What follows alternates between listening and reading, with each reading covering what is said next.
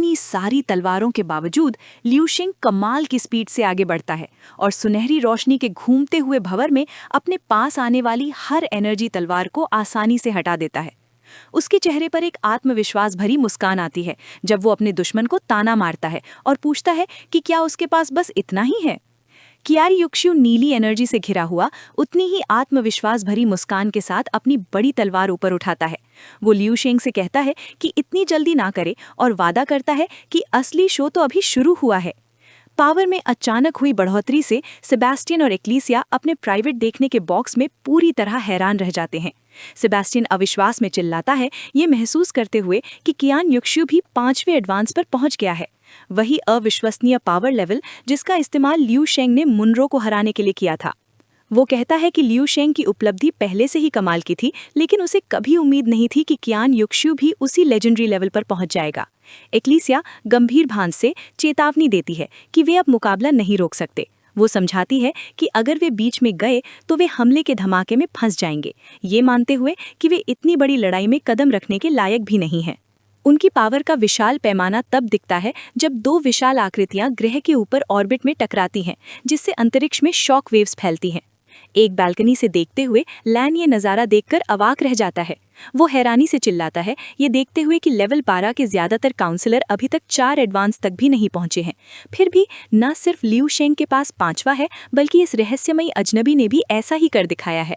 अखाड़े में वापस लियू शेंग को खुद का बचाव करना पड़ता है, लगातार और अंतहीन लगने वाले शक्तिशाली एनर्जी हमलों की बौछार को रोकते हुए। लगातार हमले से थककर और चोटिल होकर वो खुद से बड़बड़ाता है कि हमलों का कोई अंत नहीं है। आखिरकार उसका सब्र खत्म हो जाता है। वो चिल्लाता है कि ये बहुत परेशान करने वाला है और अपनी पावर बाहर निकालता है। उसके शरीर से सुनहरी एनर्जी का एक बड़ा सैलाब निकलता है जो उसके पीछे एक शानदार और डरावनी मार्शल स्पिरिट का रूप ले लेता है। एक विशाल चमकती हुई इंसानी आकृति, इतनी बड़ी कि उसके नीचे का ग्रह भी छोटा लगता है। उद्घोषक आग की शॉकवेव में फंसकर अपने माइक्रोफोन में चिल्लाता है, ये पूछते हुए कि क्या ये लियू शेंग का मार्शल धर्म अवतार है। सुनहरे अवतार का पूरा अद्भुत पैमाना सामने आता है जो कम से कम 5 लाख मीटर की ऊंचाई पर खड़ा है। भीड़ सदमे से पागल हो जाती है। वे चिल्लाते हैं कि लेवल 10 की योद्धा के पास इतने बड़े आकार का धर्म अवतार होना पागलपन है।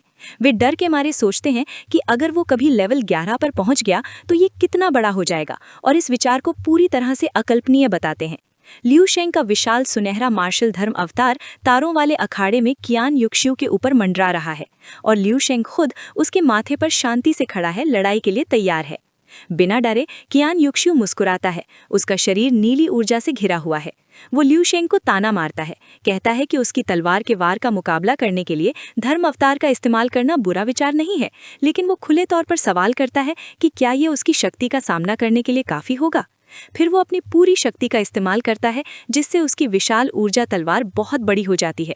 वो चिल्लाता है कि लियू शेंग के पास अब कोई चाल नहीं बची है और उसे अपना आखिरी हमला करने के लिए कहता है। फिर विशाल नीली तलवार आसमान से नीचे आती है, जिसका लक्ष्य सुनहरे अवतार को 2 टुकड़ों में काटना है। हालांकि अवतार का इस्तेमाल रोकने के बजाय लियू शेंग सीधे उसके माथे से बाहर आता है और कूदते हुए चिल्लाता है कि कियान युक्शियो सही है। सुनहरा अवतार ऊपर उठता रहता है और नीचे आती तलवार से सीधे टकराता है। शक्ति के एक चौंकाने वाले प्रदर्शन में लियू शेंग अपने नंगे हाथ से विशाल नीचे आती ऊर्जा तलवार को पकड़ लेता है और उसे पूरी तरह से रोक देता है। उसकी आंखें अब आग जैसी पीली चमक रही हैं।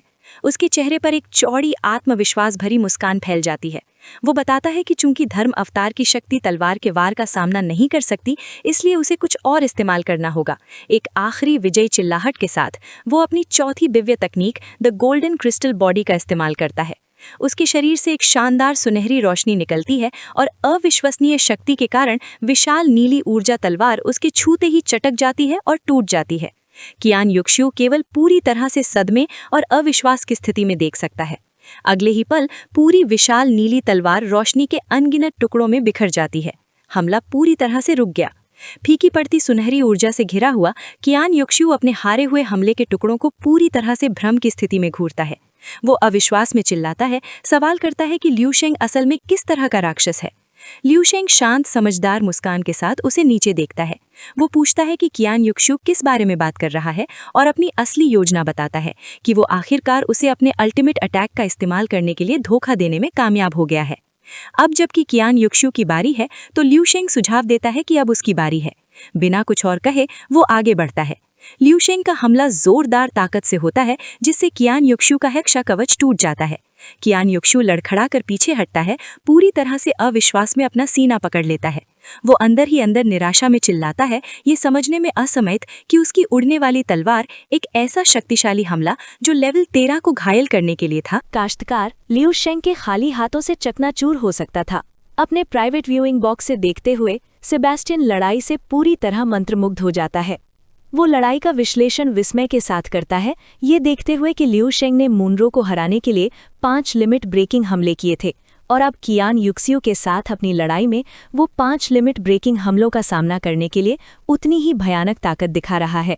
सेबेस्टियन का चेहरा सदमे और उत्साह के मिश्रण से मुड़ जाता है, क्योंकि वो ये निष्कर्ष निकालता है कि ये अमर वंश जो 10 लाख साल में केवल एक बार दिखाई देता है, उसकी सोच से कहीं ज्यादा शक्तिशाली है। वो खुद से मानता है कि उसे नहीं पता कि इसकी असली सीमा क्या है। उसके बगल में एक्लेसिया चुपचाप सोचती है कि क्या लिू शेंग में कोई कमजोरी है। कुछ देर सोचने के बाद उसे लगता है कि उसकी जबरदस्त लड़ने की शक्ति की तुलना में उसकी आध्यात्मिक शक्ति, जो केवल लेवल 11 के शिखर पर है, उसे एक कमजोर बिंदु माना जा सकता है। हालांकि वो तुरंत एक छोटी थकी हुई मुस्कान के साथ इस विचार को खारिज कर देती है, ये महसूस करते हुए कि लेवल 11 की शिखर शक्ति को कमजोरी कहना कितना मूर्खतापूर्ण है। अखाड़े में लड़ाई जारी रहती है। लिू शेंग अपने फायदे का इस्तेमाल करता है। मुक्कों की एक अथक और उग्र श्रृंखला जारी करता है, जो कियान युक्सियो को खुद का बचाव करने के लिए मजबूर करती है। पीछे धकेले जाने पर कियान युक्सियो हताशा में चिल्लाता है, मर जाओ, और करीब से एक और ऊर्जा तलवार निकालता है। उम्मीद है कि लिू शेंग को अचानक पकड़ लेगा। हालांकि लिू शेंग तुरंत प्रतिक्रिया करता है, अपने हाथ के एक सामान्य झटके से नई तलवार को चकनाचूर कर देता है। एक आत्मविश्वास भरी, लगभग शैतानी मुस्कान के साथ वो अपने प्रतिद्वंदी से पूछता है कि क्या वो मरने के लिए तैयार है। घिर जाने और आने वाले हमले से बचने में असमर्थ कियान युक्सियो अपने दांत पीसता है। वो खुद से सोचता है कि वो वास्तव में अपने अंतिम तुरुप के पत्ते का इस्तेमाल नहीं करना चाहता था, लेकिन अब उसके पास कोई दूसरा विकल्प नहीं है।